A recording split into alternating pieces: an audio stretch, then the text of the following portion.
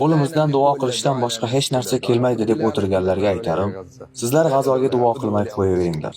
Sizlar avval o'zinglarni haqqinglarga duo qilinglar. Chunki sizlar duoning shartlarini ham o'rnida bajarmayapsizlar. Nabiy alayhissalom aytadilar: "Yo sizlar yaxshilikka buyurib yomonlikdan qaytarasiz, ya'ni amr ma'ruf nahiy munkar qilasizlar, va yoki Alloh sizlarni bir baloga duchor qiladi. So'ngra yolvorib duo qilsanglar ham ijobat bo'lmaydi." Yana boshqa bir hadisda esa eng karomatli kishilaring duo qilsa ham qabul bo'lmaydi deyiladi. Nabiy alayhissalom bu hadisni tushuntirar ekan nima dedilar? Zolimni qo'lidan tutib, uni tiyib qo'yinglar, haqqi bo'ysundiringlar dedilar. Muhtoj odam mablag' talabida bo'lsa nima qiladi? O'rnidan turib rizqning sabablarini ushlab keyin Allohga duo qiladi. Ammo duo qilishni o'zi bilangina, piyolani bo'lsa ham joydan jildira olasizmi? Butun ummat jamlanib ertayu kech duo qilsa ham piyola joydan jilmaydi. Chunki Alloh o'zgarishlarda omillarni paydo qildi. Shunday ekan amal qiling. Bugun 2 milliard musulmonning ko'z o'ngida 2 million musulmon genotsid qilinmoqda. Endi bu qanday xiyonat bo'ldiki? 2 milliard musulmon qasos o'tida, jihod o'tida yonib tursa-yu, siz duodan o'zgasiga qodir emasmiz deysiz. Ishoning, siz juda ko'p ishga qodirsiz. Ha, ko'rib turibmiz, chegaralar yopib qo'yilgan, hamma joyni hokimlar egallab olishgan, lekin qo'limizdan ish keladi. Birodarlarimizga yordam berishdan bizni nima to'smoqda?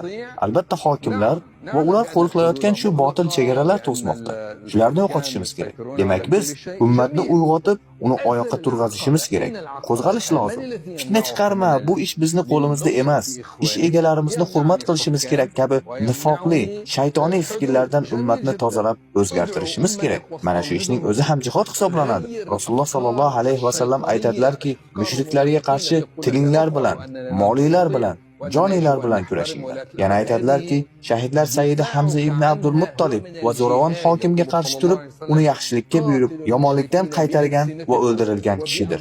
Eng afzal jihod zolim hokimning qarshisida aytilgan haq so'zdir. Demak, qurol bilan jang qila olmasangiz, unda da'vat bilan, so'z bilan, fikr bilan jang qiling. Ummatni harakatga keltiring. Kuch egalariga, ta'sirga ega shaxslarga xitob qiling. Imkoniyatimda emas deyish bilan ish bitmaydi. O'rganing, qidiring. Birodar, vojib nima bilan amalga oshsa, o'sha ish ham vojibga aylanadi. Sizni vojib amaldan to'sib turgan to'siq bo'lsa, uni olib tashlash ham vojibdir. Namoz o'qish uchun tahorat talab qilinsa, demak tahorat olishingiz vojibdir.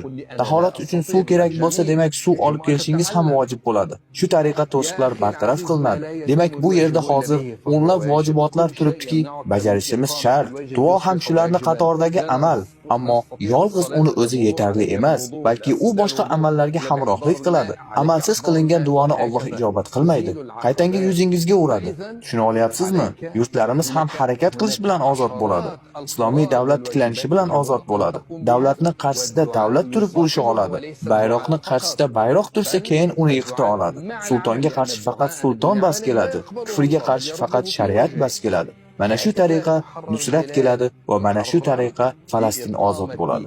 Shunday ekan, qo'limizdan duodan boshqa hech narsa kelmaydi deb da'vat qilish insonlarni gunohga da'vat qilishdan o'zga narsa emas. Bu beg'amlikdir, noshudlikdir.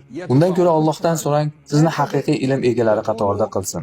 Zimmangizdagi mas'uliyatni ado etishga yordam beradigan islomiy jamoat safida harakat qiling. O'shalar bilan ishingizni bo'lishsangiz, ular albatta sizga to'g'ri yo'lni ko'rsatadilar. Da'vat, amal, fidokorlik va jihod yo'lida ularga hamroh bo'ling. Bugun shunday qilishimiz kerak. Lekin biz qachonki duo qilishdan boshqa hech narsa qo'limizda emas deb o'tiraverar ekanmiz, ummat yanada zaiflashaveradi. Bu balo musibatlar davom etaveradi. Hokimlarning xiyonatini oqlab o'tirgan bo'lib qolamiz. Shu zolim chegaralarni qo'riqlab o'tirgan bo'lib qolamiz. Bundan ham yomoni, yahudlarni himoya qilayotgan va birodarlarimiz ustida tashlayotgan bombalarini qatl-om qilishlarini oqlab berayotgan bo'lamiz. Bunday qilayotganlarning barchasi musulmonlarning yordamsiz tashlab qo'yishlari tufayli Allohga juda katta ma'siyat qilayotgan hisoblanishadi.